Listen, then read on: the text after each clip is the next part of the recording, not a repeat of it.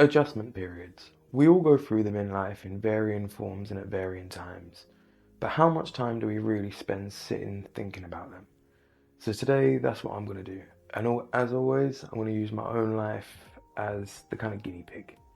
So let's go get into it and see what there is for this one.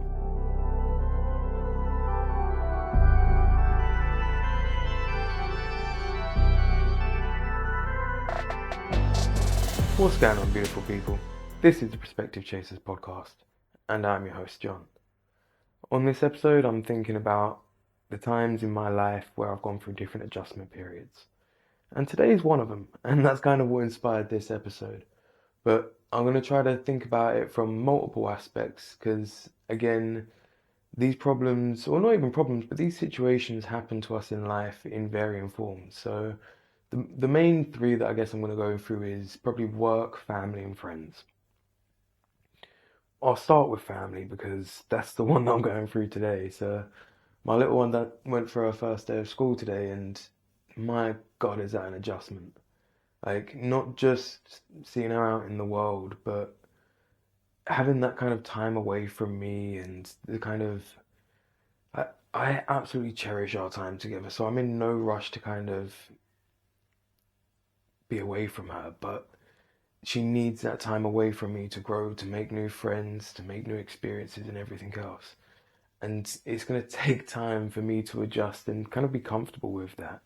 So in the meantime, I'm going to be distracting myself and trying to just slowly adjust and climatize and not think about it too much.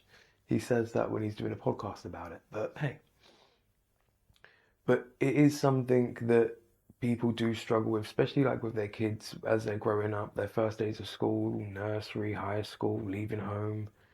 And a lot of those I've still got to come. So there's going to be a lot more thinking about it. But it just kind of, again, you're kind of met with that decision of how do you respond. I could either sit there outside the school waiting for her to finish, or I could be productive with my time. And if I'm productive with my time, I'll take less, or I'll take more strain off the time that we're together. So if I get work done, if I get me time done and everything else while she's at school, I don't have to worry about that so much when she's not at school. And again, like, because I'm always busy and always trying to get stuff done, if when we are always together and when she's off school, it is one of those things where I have to find time around her. So it's either before she's awake or when she's asleep or when she's having a nap or whatever else. And it's a lot harder to do that. So I'm going to try to take this new routine as a kind of way to adjust and find a better routine for myself working around her while she's away. So then I don't feel that absence so much. But it's not going to be easy. Like, it would be a lot easier to kind of sit and wait and clock watch and wait for her to finish and then plan to do stuff after. But then all of that stuff that takes away my time and my attention from her when we're together would just come back. So instead of kind of dawning on it or dwelling on it, I'm going to do my best to maximize that time and get as much done as I can. So our time is more uninterrupted and kind of, yeah, more enjoyable in that sense. There's less to distract me from that time.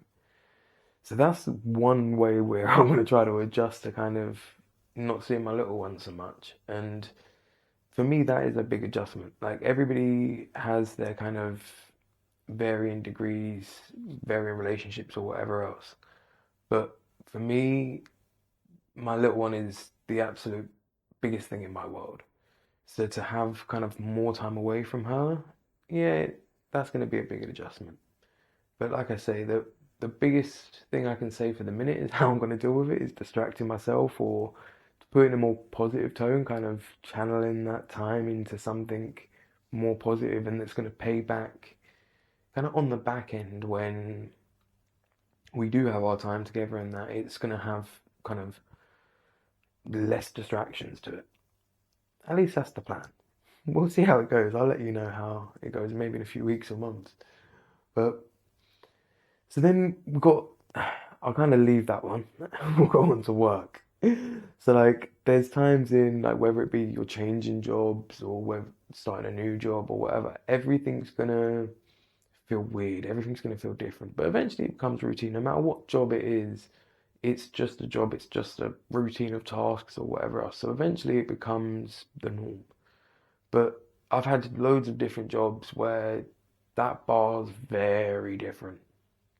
So I remember my first day of security, I literally got handed a search wand, which is a metal detector, and told basically, yeah, start pulling people out of queues and searching them. And I was like, what now? So although I had had training beforehand, like not real world training or anything like that, so now it was kind of baptism by fire, where you've got to learn on the go and you just got to start pulling people out the line and start searching them and deal with it as it may. And I think that's a kind of another good way to adjust quickly is to just jump in and have that baptism by fire, no matter what it is. And it will depend on your character, don't get me wrong. Some people do need a kind of slow boil, but others will kind of flourish in that baptism by fire. As I said, I'm one of those people that flourish in the fire. If my back's up against the wall and I've got no choice, well, I'm going to have to push forward no matter what. So that is a kind of another coping mechanism, I guess, is to just absolutely run with it. Throw yourself into it full force. What's the worst that's going to happen?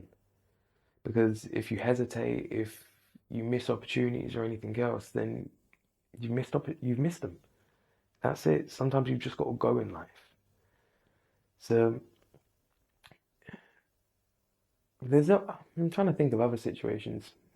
See, on the back end of that, coming out of security when I went into personal training, it was like, okay, stop being Mr. Serious and have fun at work. And that was a massive adjustment.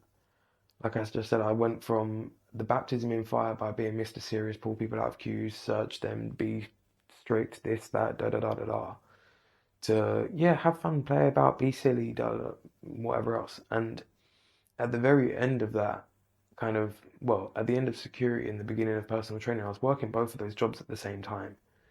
So I was literally doing like a 12-hour night shift in security, then going straight into personal training for a couple of hours, and then sleeping for a couple of hours and going back onto my night shift.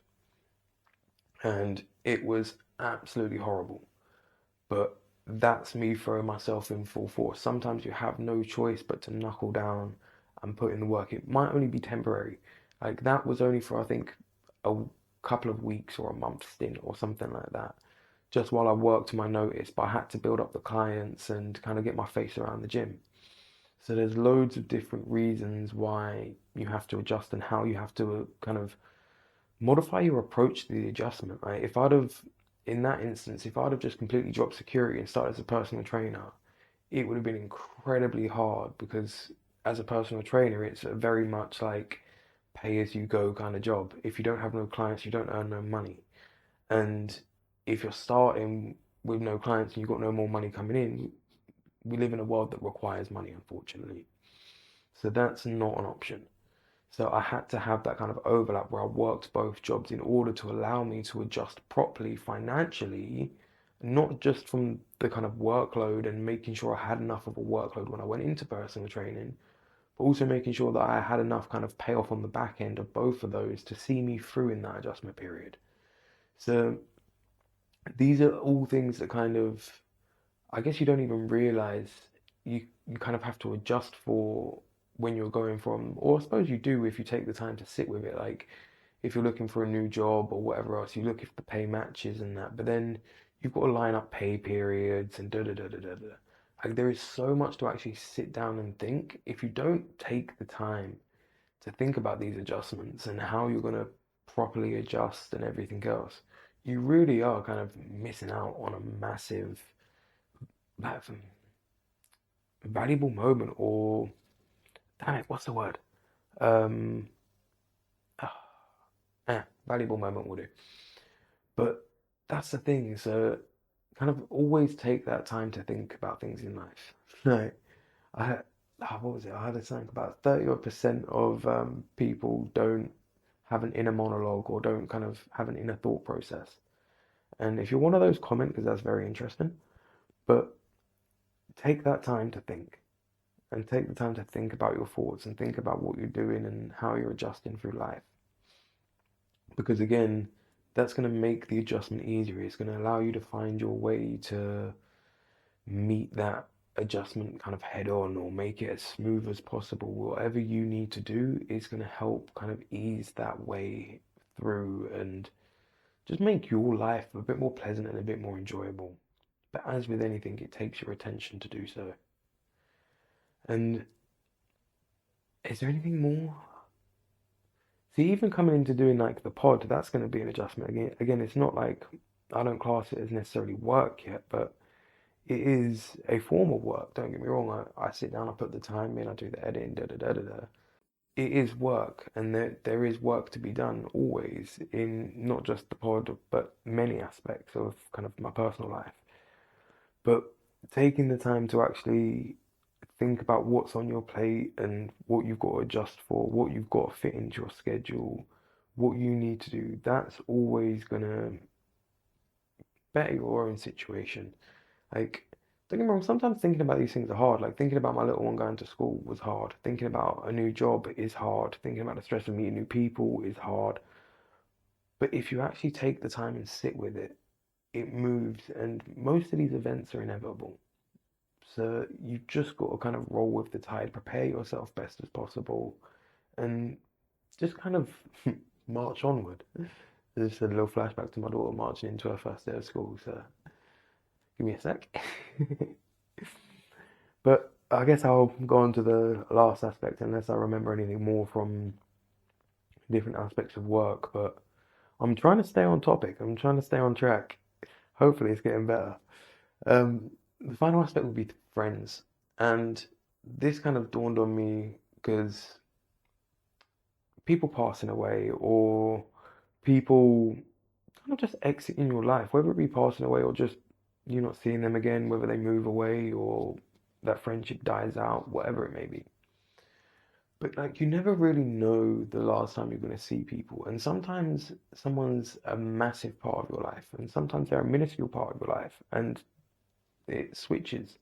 Like somebody that's significant becomes insignificant, somebody insignificant becomes significant. And that takes time to adjust. Like you have to find the new dynamic between the relationships or the friendships. And again, as with work and family, the more time you take to think about those interactions and try not to overthink them. I'm a bad one for that. But try to take the time to think about them, think about how they've evolved and like those valuable relationships. Let people know that they're valuable because you don't know how long they're going to last. And whether they last your whole life or just part of it, it's still a valuable friendship. They still meant a lot to you. And it doesn't kind of diminish the value of the friendship if it dies out over time. Sometimes people grow apart in life. Sometimes life takes people on a whole different avenue. Like I know I lost a lot of friends, not even lost, but more lost contact with, and in some cases lost just because they've moved away or whatever else. But I lost a lot of friends kind of around the time I became a dad because I spent a lot more time at home. That was the time of the vid, and there was, yeah, a lot of kind of changes at that time of my life, but I did lose a lot of friends and I lost contact with a lot of people and just kind of life went down a whole different avenue. But it's not to say that my life got any worse or whatever else or theirs got any worse or the relationship got any worse, but it's just to say life went down its different paths and some of those people I'll see again and we'll catch up here and there or whatever else and some of them I won't. But there's still value to be found there. There's still good memories to be had. There's still things to be learned from those people and their memories. And if anything, there's just a warmth that's brought about by always having those people in their heart, in your heart, whether they're still here or not. Like even just reminiscing about like old friendships or old events that you done or whatever else, like that can help brighten your day in so many ways. Like there's so much value in life. There's so much value in friendships and everything else. But again, it's something that changes, as with so much in life. So be aware of those adjustments. Be aware of how you react to those adjustments and take the time to actually think about them. I'm always saying, think about everything. Like everything is worth thinking about. Like if it's worth doing, it's worth thinking about. Like and the more time you spend thinking about things, the more things you'll find to think about. And whether it be peculiar or on topic or whatever, inevitably it's nice to kind of have that inward creation. We live in a world of constant bombardment of people's content and creations and people selling you things. Sometimes it's nice to just sit with yourself. But I think I'm going to wrap this episode up there because I don't want to go in too many circles. And I think I've said about think about it, think about it, think about it probably about 1,000 times in this episode. But the biggest thing to do when you're adjusting is to think about how you can best adjust. Think about what actions you can take. Think about how you can maximize the outcome for you, for the people around you, and put in the effort. It's never going to be effortless. Life isn't meant to be effortless. But if you put in the work, you'll find your way. Things will improve and life will be smoother. It's not always going to be rough if it is. And it's not always going to be good if it is. So enjoy the good and bear the rough. There's always going to be value on both sides of it. Life is always going to move, no matter what. The seed for this episode, before I forget about it, because I almost did, is going to be, do something fun. Whatever it may be, whatever your definition of fun is, do it. In the UK, the weather's starting to change and it's getting a lot colder, so people are going to be spending a lot more time indoors. But if your idea of something outdoors is fun, or if your idea of something fun is something outdoorsy, go do it. If it's something indoors, go do it. Whatever it may be, go have some fun, let off some steam, enjoy life. Don't take yourself or life too seriously. It's there to be enjoyed, and it's going to happen whether you want it to or not. So enjoy it. Other than that, all the best, and I'll catch you on the next one.